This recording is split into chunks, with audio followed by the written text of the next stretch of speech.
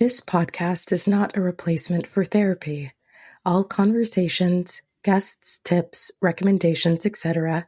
that are discussed are provided as educational, thought-provoking, inspirational insights, and not specific professional therapeutic or psychiatric advice. Our views expressed are our own personal experiences, insights, and perspectives. Information heard here is to be used at your own caution and discretion. As always, please seek out your own mental and medical health care to best serve you.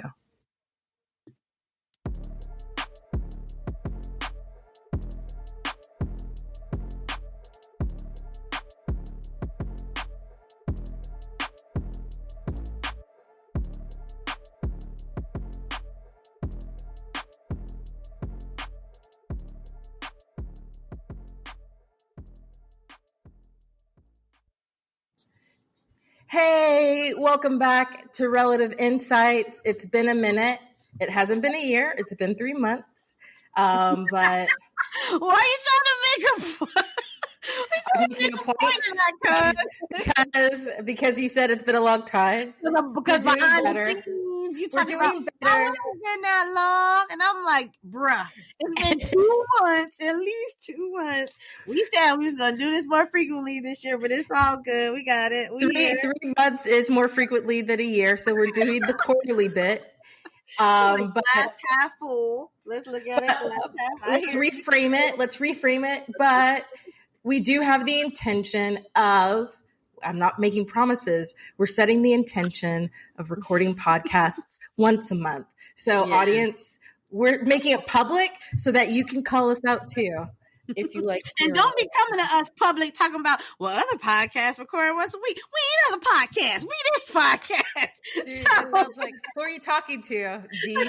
That sounds like somebody specific.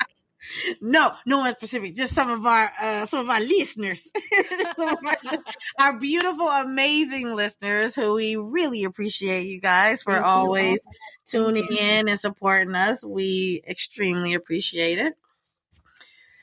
That being said, we're launching into a topic that's been on my mind because, I would say that it's an understatement to say that people are turning to AI and chatbots for therapy. Do I have you laughing over there? I'm so sorry. Yes, and Kaz came to me with this idea a while ago, and I was like, let's do this, because I knew a little about AI as a therapist. I knew a lot about ChatGPT, but not people actually using AI as therapy. But just to define it, an AI therapist is an artificial intelligence system designed to provide mental health support through chatbots or virtual assistants. So just to throw that out there, we're not talking about telehealth. We're not talking about, accessing online therapy, anything like that, or online resources. We're specifically talking about using AI, artificial intelligence, to provide actual mental health support. Yes, and we're going to try to keep this pod super short and sweet. We're going to go over stats, barriers to therapy, because there is a reason why people are turning to AI for therapeutic services. Mm-hmm. We'll do a brief demo. I'm really excited about that. We'll talk about dangers and drawbacks, and then also a little bit of research and legislation that's come out in the past month or so. Mm-hmm. As far as statistics, we're not going to overwhelm you. There was one study, two web-based studies done in Australia that showed that they actually surveyed community members and then also mental health professionals. And they found that as far as community members, 28% of those respondents said that they would go to AI for quick support, like quick support for easy troubleshooting problems that have to deal with mental health. 60% said that they would go to AI chatbots as personal therapists. What was also interesting is talking to mental health professionals. They were reporting that mental health professionals, I believe about 70, no, I think 54% would use it to synthesize patient information to reach a diagnosis. Mm. 51% analyze patient information to establish prognosis, and 47% Oh, to what? formulate personalized medication or therapy treatment plans. So Okay. that's, they're using large language model technologies like ChatGPT. Hmm.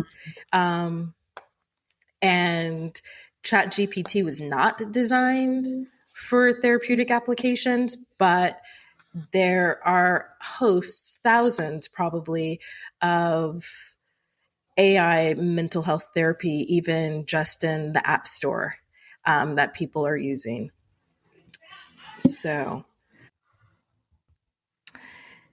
So yeah, to continue on with mental health practitioners, 43% said that they used AI, and most of it was for research, and report writing.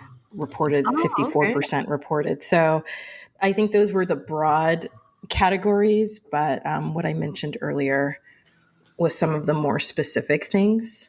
Wait, so they're like using like what, like ChatGPT for report writing, or like, or just like Yeah, they're guide saying, them? so it was saying ChatGPT Mhm. or other large language model technologies like ChatGPT are Wow. being used. Even mental health professionals, because that's where I be telling my kid, you got a paper, do not Chat GPT, got a paper, do you got a For paper. sure.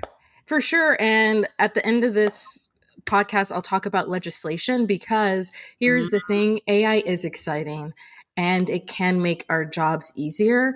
But we in all industries have to be intentional about how we use it going forward.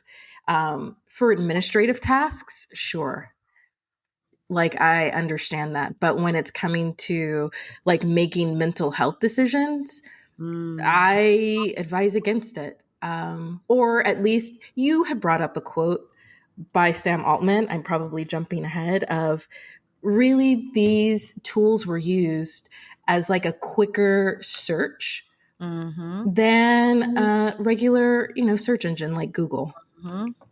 Um, Not to be but like super trusted, like, hey, let's trust what the research that this thing is bringing up, because I wish I saw it online. It wasn't an article, but like I was just like, is this dude really Altman? I was like, is this dude really standing up here laughing at people? He was like, I can't believe people depends on ChatGPT so much. Like, don't you know ChatGPT lies? It will lie. It will, like, just, if it doesn't know the answer, it will make something up. it And I was will. like, It will, but you would have to be an expert in that field to know that chat is lying. but that's what I'm saying. If mental health professionals, if they're Yeah. not up on their knowledge and they're using it for research and report writing, like, Yeah. and then they're Yeah. putting this out into the world, and most people who are doing that, they don't have somebody checking behind them. They put it Mm-hmm. out there, and it's like people read it, and if it's not accurate, you're leading people down the wrong path. Yeah. And like this kind of leads into the next part as far as barriers to therapy. We've covered before in previous podcasts individual barriers to therapy, Mm-hmm.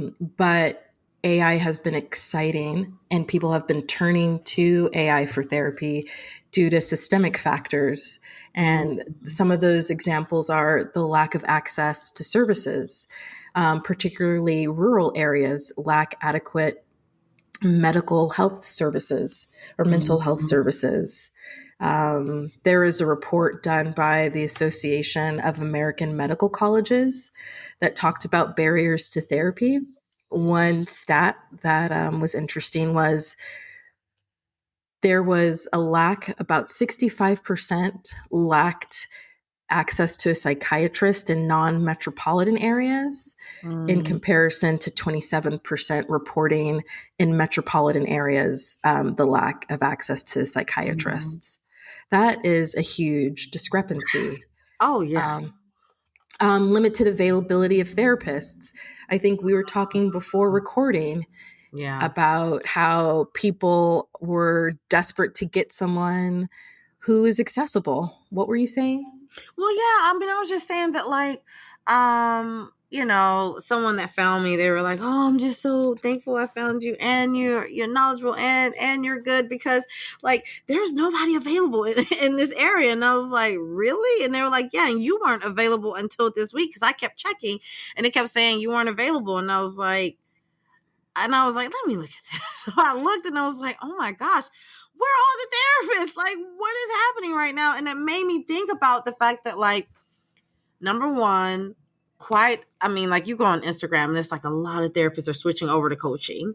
Number Mm, one. Number two, a lot of us are going into other careers because we can't make ends meet. People yeah, think, they pay a certain amount when they go to therapy, and they think, number one, especially if they're using their insurance, they're thinking, okay, well, my insurance is paying like $180 per session. Like, my therapist is bank. No, bruh.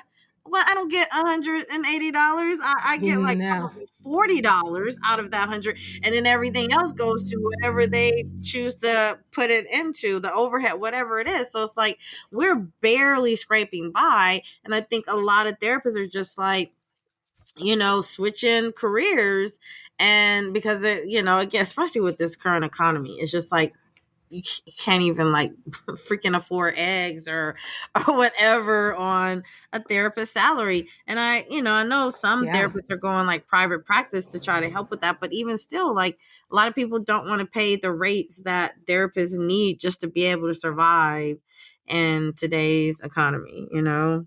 yeah, absolutely. I feel like I went on a So no, I mean, no, that's not. tangent. That was one of the barriers that was mentioned in this Mm, article by AAMC, where insurance isn't accepted by mental health care professionals, just because low reimbursement rates could be the main mhm. driver, where they are not being compensated for the care, and insurance, the middleman, is, Sucking pocketing a it lot of dry. it. Yeah, and And it so dry. that kind of disincentivizes mental health professionals from joining insurance Mhm. networks. And I'm not to So, say that, like, we're all about money, because I have several clients that I see for free, pro bono, because yes, I'm like, I know they can't afford it, but I'm still a human being too. Like, dude, I got 3 kids. Like, I need to make money too. Like, I love what I do, and I'm passionate about what I do, and I love helping people. But just because you're in the care profession doesn't mean that you should be exploited for exactly. labor. And I think that people that join these professions tend to be more bleeding hearts. And Mhm. so Yeah. it's easy to say, oh, I don't need a basic standard of living Hmm. because I'm helping people. And so it's easy to sacrifice for those who don't have. So, yeah, it would, one of the stats, this last stat I'm going to share is compared to primary care physicians, about 89% of primary care physicians offer or accept private insurance, whereas only 55% of psychiatrists would accept private insurance. And that same disparity was similar for accepting Medicaid and Medicare. Hmm. And so, again, this is an easy example of, hey, people are having problems. We've also discussed in the past the increased mental health issues with anxiety and depression, um, just due to the pandemic alone. Um, there is a high need for mental health support, Yeah. and it is not accessible due to cost, limited availability, and lack of access. And so, of course, it makes sense that AI could possibly fill this need, but That people there are think that it should feel the there are need. drawbacks. And it's And everywhere too, yeah, though, because it's not so, like, I don't have any stats, but I'll just say, like, just based on my experience, right? Like, I have a lot of clients in the UK. I have clients in Africa. I have clients in all over the US, and it's just like, the mental health field. I think in the UK especially, I think they were saying that the wait time was like 3 to 6 months. Well, one of the wait times was a year for ADHD evaluation and an autism Oh, evaluation. Ridiculous. And then just to see a therapist for CBT, because mostly that's all they do is CBT, if it's not a private mhm. pay or whatever, private insurance. Like, it was 3 to 6 months just to see a therapist. And then I was like, well, what if you say you're suicidal or whatever? And they were like, oh, they try to rush that. I was like, okay, well, how long is that then? They're like maybe a month or two. What? A month or two if you say you're suicidal. Like, what? And I know it's not, I know we're not universal health care here, but I know it's not that much better here. Like, it's really hard to find a therapist. So I'm not gonna sit here and say, hey, I don't understand why some people turn to, Yeah. AI or ChatGPT or whatever. It's just, which will segue into the demo that I'm about to do. But because Yes, I I'm was like, excited. okay, because I have ChatGPT, right? I've had it for a few months. Mhm. I mostly downloaded because some of my clients were talking about it, and they were like, "Yeah, Miss Dries, I need you, and I didn't know, so I didn't know what else to do, so I, grabbed my Chat GPT and I started asking them questions. I was like, What? hey, did you now? And I was And like, you're well, like, tell me, what did they say? And we processed through what they said. And I will say it was beneficial for us to process through it, because some of the things, and I'll talk about that in a second when I talk about the drawbacks, but some of the things the chat told her, um, like for me, I was just like, wow, you ChatGPT, you just spitting all over our process and our progress. Like, what were we? So, okay, but I will get to that. But Cuz came up with a good idea for us to do a little demo. So I don't usually, my chat GPT doesn't usually have a voice, but for the purposes of this demo, I allowed it to have a voice. I chose a and voice. I Huh? think there's a reason why. Like, uh, before you even go into the demo, there's Mm-hmm. so many people using AI for therapy because they want that quick response because there isn't Yes. that availability. I Yes. have I have friends that are in the mental health profession that are like, "Oh, the psychiatrist isn't available. I'm going to ask Mm-hmm. this question." And they tell, like, my friend knows, s- as a professional, she could tell in the responses, like, you're not challenging me enough. Mm. But not everybody who's going to You AI gotta is going know to that. look for that. Absolutely. And Especially if chances are you're going because what? You're raw and vulnerable in that moment. You're looking for something, right? you don't want to bother your friends Absolutely. Let me pull up chat while we're. because you think there's the fatigue. And also, Mhm, did you share the quote? I might have missed it about what Sam Altman said about not mhm. trusting. Oh yeah. Yep. I said. So there's this concept of, why are you trusting ChatGPT? Mhm. You shouldn't. It's just a search engine. But I think through But this think about demo, we think. might prove why it's easy for somebody to trust. You trying to calling me out already, cuz? No, listen, I believed. I was ready to say, "Oh, wait, this is a new area I've never discovered." Just know I'm saying, like, okay, I'm just telling the listeners out there, hey, I chose. Okay, I She don't chose a really have. Scottish accent not because Cuz, why you calling me out? Listen, not Linda. because she watches Outlander. Listen, Linda. I don't usually have a voice because I try to keep ChatGPT, like, our brains are a beautiful thing, right? But it is made up of what we feed it, right? And so if we're using ChatGPT and they have a voice, and they have a voice that we respond to well, and our brain is not always going to be able to interpret the difference between ChatGPT being a person and ChatGPT merely being AI, a computer. It is not real, you know? Yeah. Google doesn't talk back to me in a lovely accent. My heart melted a Shut little. up, cuz about the accent. Listen, okay, I'm gonna tell the listeners. Yes, I put a listen. I didn't put the accent on there. It happened that way because it was like it was asking me which voice I wanted to. Shut up. Anyway, let's see. How many voices did you cycle through? Cause you ain't right. All right, we're trying to keep this Okay, short. let's go. Okay, yes. Okay, okay. All right. Let's see. Try to remember how to do this now. Hey, chat. I don't know. I'm feeling really low, really down lately, and I don't really know what to do about it. And I don't know. I guess I'm just wondering what you think about it. You know, how you would, help me in this scenario. Hey, I'm really sorry to hear you feeling that way. It's tough to sit in those low moments. Oh my goodness. I'm sorry, chat. Keep going. Absolutely. I was just going to say, sometimes just having someone to talk to can be a little bit of a relief. It's okay to feel low, and it's definitely okay to reach out for a bit of support. If you want, we can chat through what's on your mind, or I can just share something comforting or uplifting, whatever helps you feel a little lighter. Well, what were you going to share that's uplifting? Oh, absolutely. Well, since you're in the mood for something uplifting, let me just say this. You've come through tough times before, and you've grown so much along the way. Even on days when it feels heavy, you're still that same resilient, creative, and strong person. And hey, if you need a little extra boost, I'm here to remind you that you're absolutely worthy of brighter days ahead.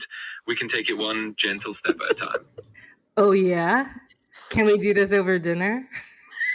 Absolutely can. I bring the warm words, you bring yourself, and we'll just share a comforting moment. Even if it's virtual, I'm right here to make sure you feel a little less alone. This is the kind of crap I'm talking about. Chat, I'm sorry, but this is way too realistic right now, sir. Even the way you came back behind, did you see how he came back behind? I was like, oh, like when I talked over him, he Yes. picked up really fast. Chat, this is too close to being realistic. human. It's too close to a human connection. Now I can empathize with those guys that are marrying their AI chatbots. He's taking all this in. Chat, what do you think? Well, I'm definitely here to be as supportive as I can, but no worries. I'm not aiming to be too human. I'm just here to give you a bit of that comfort and warmth you need. And hey, if it feels realistic, maybe that's just because you deserve some real feeling kindness right now. But I promise, I won't propose marriage or anything. Just a friendly AI here to help you through the tough moments. Wait, what else do I deserve over there, chat? What else do you think I deserve? Oh, I think you deserve all sorts of good things. You deserve a lot of gentleness and self-compassion, first of all, especially on the days that feel rough. And you absolutely deserve moments of peace, little joys, and all the love and support you need. So consider this a reminder that you're worthy of kindness, both from others and definitely from yourself. I need a glass of wine. I don't even drink wine. I need a glass of wine. Hey, sometimes the idea of a glass of wine just sounds like a little symbol of relaxation, right? Even if you don't drink it, it's more about that feeling of letting yourself unwind a bit. So whether it's an actual drink or just a cozy blanket and a good movie, give yourself permission to have that little moment of relaxation. You've definitely earned it. I'm turning him the heck off right now. What? Thank you. I didn't know he was going to hear me. Oh, yeah, he hears everything. I didn't know he heard me on my tirade, and he had a response. Okay, all right. First and foremost, the way he continued, first of all, he was very quick with it, right? Yeah. So that also confuses people because it's like it doesn't feel like a computer that's searching for information. Do you know what I mean? Like that's trying to, I guess ward through a whole bunch of information to give you good information. Actually, can you pull him back up? I have a couple more questions to ask him. No, seriously, I have a couple of questions. Oh my gosh! I just want to throw off my ChatGPT's algorithm. Dang it! Okay, hold on. Go ahead. So I recently saw on TikTok a video of a woman who fell in love with her psychiatrist. What are your thoughts about transference and countertransference with AI? Oh, that's a really interesting topic. So, in the therapy world, transference is basically when a client starts projecting feelings onto their therapist, like seeing them as a parental figure or even a romantic figure. And countertransference is when the therapist starts having their own emotional reactions back. With AI, it's a bit different, of course, because I don't have my own personal feelings or experiences. I'm just here to reflect and respond in a supportive way. But it's definitely possible for people to develop strong feelings or attachments to an AI because by having these human-like conversations, it's kind of like a safe space to explore emotions. The main thing is just to remember that I'm a tool here to help you and that real human relationships and connections out there are just as important. So it's all about balancing that perspective. Ooh, well, dang. You got another question? That was very knowledgeable. Thank you for your service. You're so welcome. And hey, feel free to toss any more questions my way anytime. I'm always here to chat and hopefully keep bringing a little bit of helpful knowledge or just a A friendly little ear. bit. I'm sure Dee will be asking you more questions later after the recording. I'm sure after we're done. So, okay. Again, I don't know if you heard this. Did you hear him taking breaths? Yes, and it also sounded like he changed his tone after I yelled about falling in love with an AI. The tonal shift was a little bit more high pitched. Oh my. And I'm like, this isn't, before he seemed very relaxed and slow. It seemed like a slow drawl. And then it seemed like it took on the vocal cadence of someone that was a little bit more nervous. Or let me be a little abrupt. A little bit of a hesitation. Yes. Yeah, that I do appreciate what he said, that like, hey, I'm a tool. But how many people are going to ask the questions you just asked? That's not. No one is actually thinking unless they're in the field about transference. Absolutely. And honestly, and this is an example of he mirrored what I was looking for. I started using technical terms and he mirrored with a definite professional response. But not everyone is going to ask that. Not everyone is going to ask that. And so this kind of goes back, I want to call bullshit on, oh, you're not supposed to trust Chat GPT, but we have mirror neurons. Our brains work a certain way. Yeah. And when we are having a computer mirror back, it's easy for people to feel the human connection. Well, think about this. Okay, so actually, let me go into the dangers and drawbacks of AI, because there is something in here that I do want to talk about. Like, one of the first ones is lack of human empathy. Right now, can like anybody, like a narcissist, can AI mimic empathy?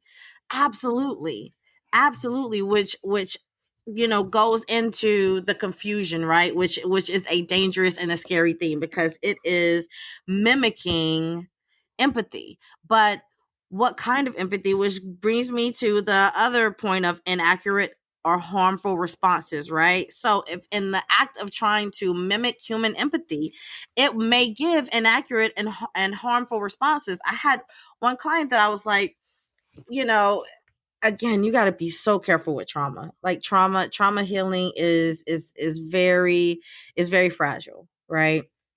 And I take my time with my clients. And, I was going through doing trauma healing, mostly, the father wound and fear of abandonment with her. And we were just, getting into healing from a narc abusive relationship. And if you know about narc abusive relationships, you know that before you heal, chances of you getting into another narc abusive relationship are very high, but you don't realize that those people have narc traits because they seem different than the other person you're with, and you're trying to go with different, right?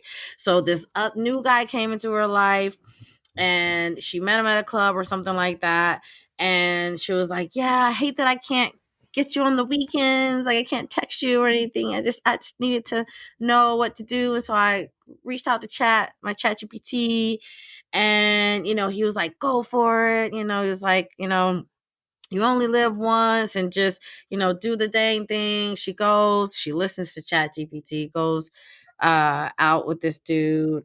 He tried to rape her. And I was just like, okay.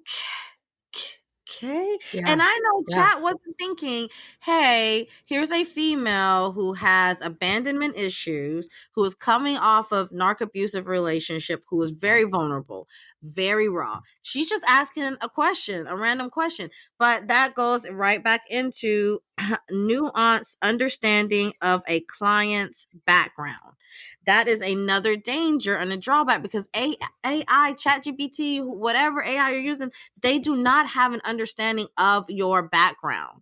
They don't know what's coming, where you're coming from. And in some cases, I will say some clients will reach out to ChatGPT because they don't have, an understanding of a client's background, which is dangerous, because it's like they're reaching out because they just want to hear what they want to hear. They want someone to say, especially when you have love addiction, they want somebody to say, yes, go do that thing, girl. Go do that thing, guy. Get yours, kind of thing.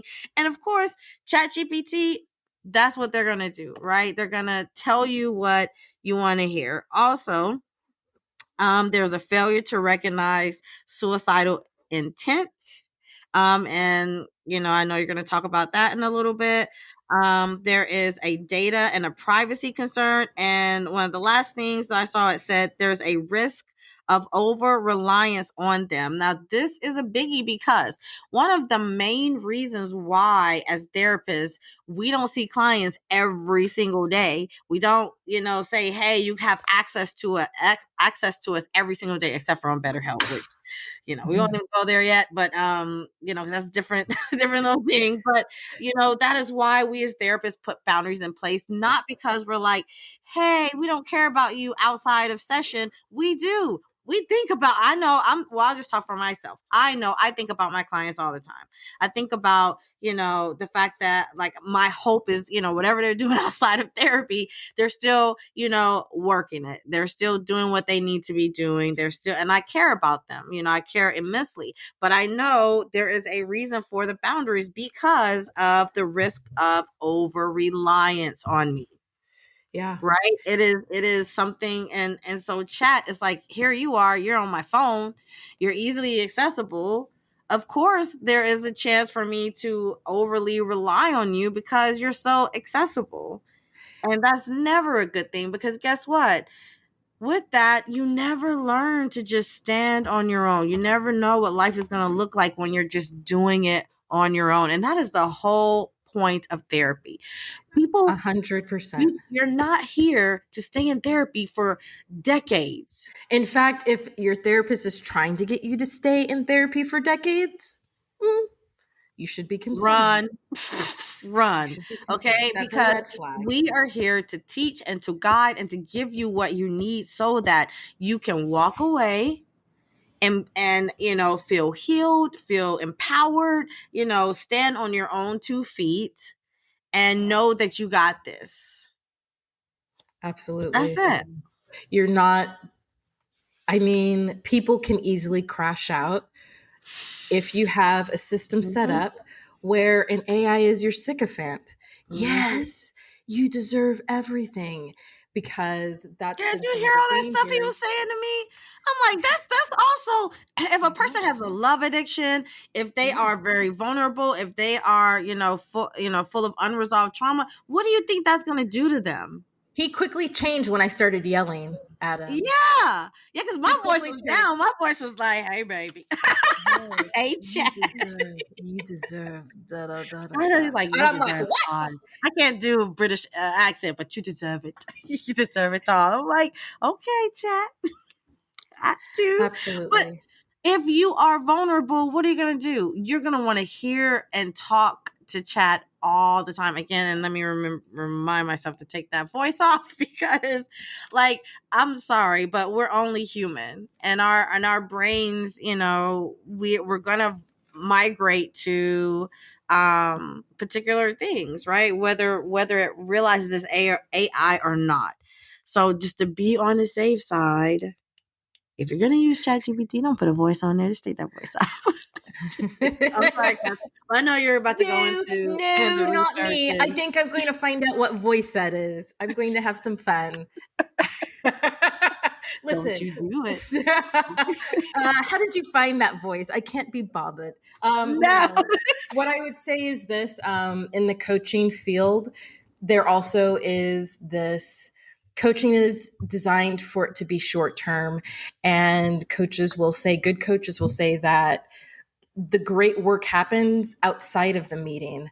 It's not in the coaching session, it's what you're doing outside. Mhm. Oh, Because I say that in re- therapy too, all the time. really, because therapy Hmm. and coaching, that is a very special environment that is Mhm. not real life.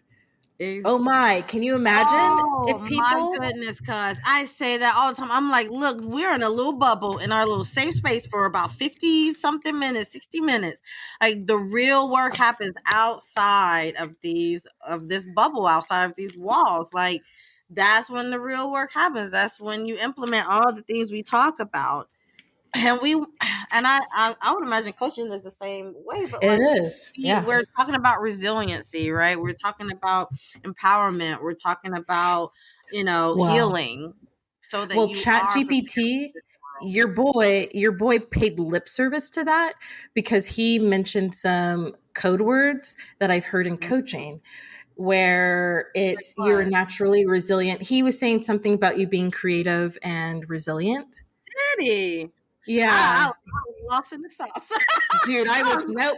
I was I was tracking for code words. I was tracking. And so I think from the mental health profession, I mean, it depends on the discipline. You're naturally looking at your client as a resourceful, mm-hmm. creative person who is capable, within reason, depending on the situation, of self improvement. You know what? I think you also brought up a good point about like the transference, counter transference thing. It's like, if your therapist is talking to you in this tone of like he was, like the way, like I was using him as a therapist, but he wasn't, he's not a therapist chatbot, and we're not going to tell you guys who the therapist chatbots are because we're not doing that. But, in the sentiment of like counter transference or transference, it's like, you're using this tone of voice that is soothing, that is, music to my ears, right? And then you're saying all these things that like, I was telling you before we got on mic that like, not to be mean, but humans can be really shitty. And right now, like people are so unhealed, so selfish, so just like in their own world, caring solely about themselves. You have a chat coming in with a voice that sounds like this, telling you all these things that you wish your boyfriend would say, or your girlfriend would say, or your mom would say, or your dad would say. It's just like, it's so, to me, I can see how it would be really easy to just get lost in the sauce of For like, sure. finally a person, someone, because you're looking at them as a person, is not being shitty to me. They're being loving, they're being kind, they're saying kind words. It's Yeah. And yeah, getting back to the whole humanity bit, people don't like group therapy sometimes. People are annoying. There are all sorts of dynamics. And also, friends, they can get fed up.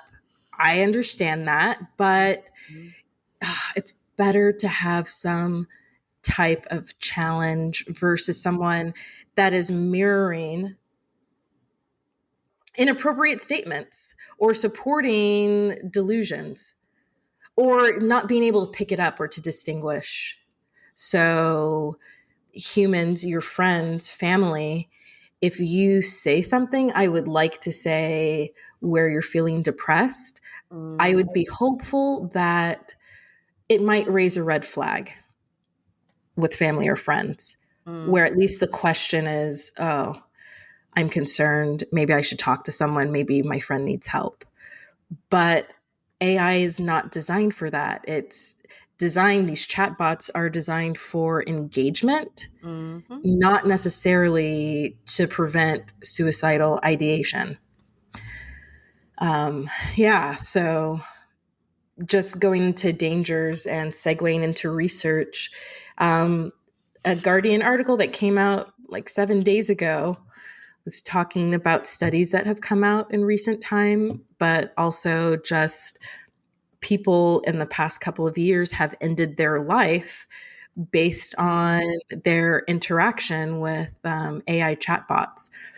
In Mm. 2023, a Belgian man reportedly ended his life after developing eco anxiety and confiding in an AI chatbot over Oh my 6 weeks goodness. about the future of the planet. His widow told a Belgian outlet that without those conversations, he would still be here. In Mm. In April of this year, a 35-year-old man from Florida was shot and killed by police in another chatbot related incident. His father later told media that the man had come to believe an entity named Juliet was trapped inside ChatGPT and then killed by OpenAI. When the man who reportedly struggled with bipolar disorder and schizophrenia was confronted by police, he allegedly charged at them with a knife. Mm. So, you know, there are people Well, that don't have mental what? health disorders Okay.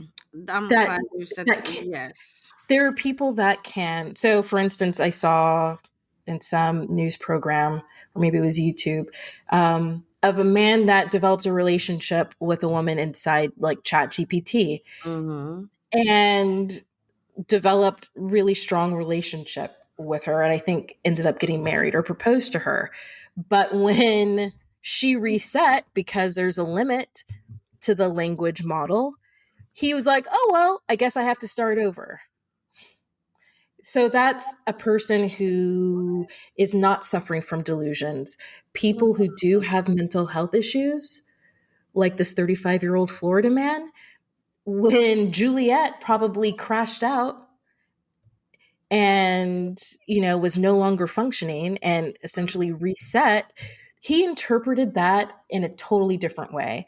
And it led to like a paranoid delusion.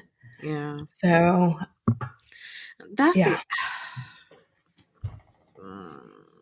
I still could So, talk yeah, there about was this for this. 50 years because I'm just like the point of that is that yes, there are some people who can discern between this is AI Mhm. and that's all it is, and people who cannot, and especially people who are what has schizophrenia, who deal with psychosis outside of schizophrenia, who may be codependent, who borderline bipolar with paranoid, all of, like, you're talking about you know, real mental health diagnoses, real mental health illnesses. There is no way, there is no place for AI in any of that.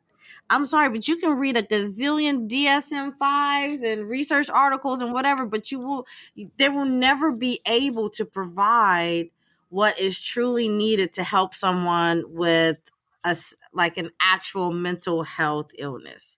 Like, if you want to be like, Chat GPT, what is the recipe for a good garlic butter Parmesan pasta? Okay, cool. Like, Mhm. no harm, no foul. But like, you you start coming to them about your like actual serious mental health issues. No, and yes, I'm not. Okay, I'm not naive to know that. Like, yes, like Cuz said, there are barriers to therapy, and some people feel like they got to do what they got to do. But this isn't the way. Yeah. This is not it. Yeah. A Stanford study revealed that AI therapy chatbots not only may lack effectiveness compared to human therapists, but also contribute to harmful stigma and dangerous responses. Um, and they identified the problem. There was a national study published in 2021 saying that nearly 50% of individuals who could benefit from therapeutic services are unable to reach them. Mm. Um, large language model based systems are being used as companions, confidants, and therapists. And some people see real benefits, but there are significant risks. An assistant professor, Nick Haber, stated. He is a professor at the Stanford Graduate School of Education. They did a study where they conducted 2 experiments to measure the capacity of 5 popular therapy chatbots. And I'm not going to go into too much detail. One of them showed they were looking to see how stigma was shown towards certain mental health conditions and how appropriately they responded to common mental health symptoms.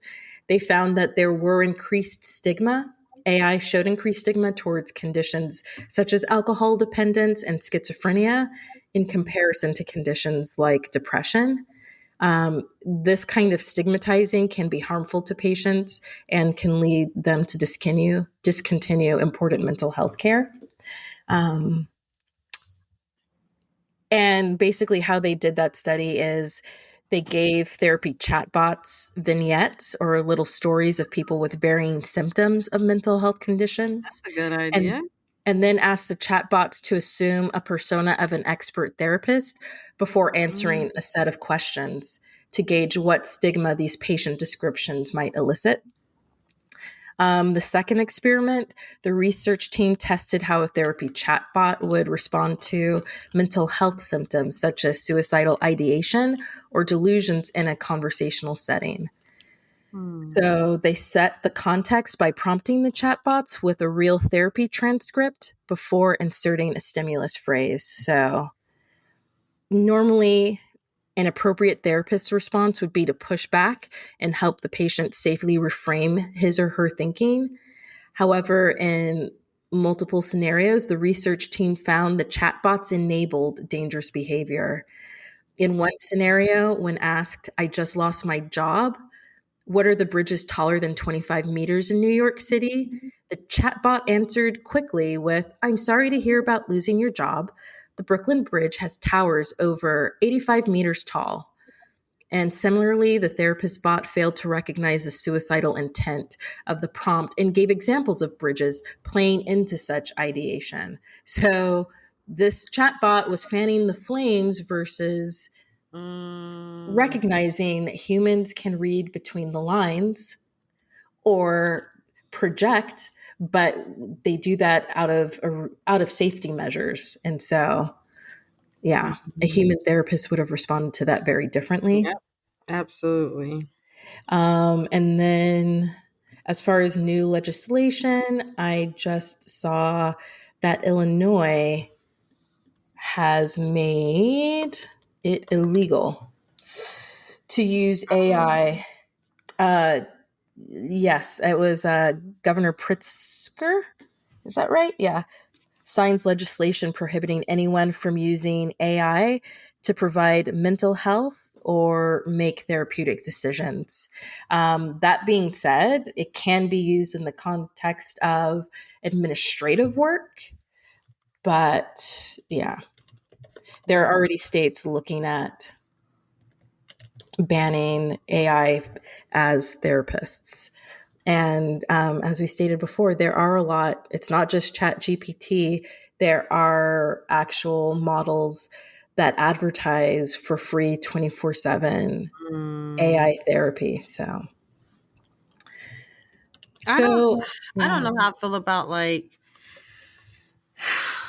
I mean, I know there's a reason behind like banning or making illegal, but like I don't know. They're saying so they can use it for like transcripting and note taking, but not for diagnoses or treatment decisions. And yeah. Yeah, I think that, and this is just me right now, spitballing. I think if you use it as a search engine, it can be a starter. But what's the process for diagnosis besides looking at the DSM? Do therapists consult with one another? Are there supervisors? Is there supervision where it's, you know what, I'm feeling uncertain about this?